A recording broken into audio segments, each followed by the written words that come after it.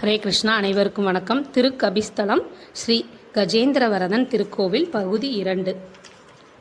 அகத்திய முனிவர் ஒரு ஆற்றில் நீராடிக் கொண்டிருந்தார். அங்கே கூஹி என்ற ஒரு கந்தர்வன் தண்ணீருக்குள் ஒளிந்து கொண்டு ஆற்றில் மூழ்கி குளிப்பவரின் காலை பிடித்து இழுத்து தொல்லை கொடுப்பதை வழக்கமாக கொண்டிருந்தான்.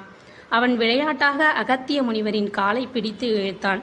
கோபம் கொண்ட அகத்தியர், தண்ணீருக்குள் இருந்து காலை கவ்வும் நீ ஒரு முதலையாக போகக் கடவது என்று சபித்தார்.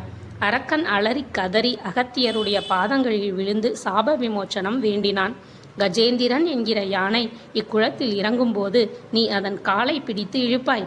முதலையை காப்பாற்ற ஸ்ரீ மகாவிஷ்ணுவின் சக்கராயுதம் வரும். அது உன் தலையை கொய்யும்.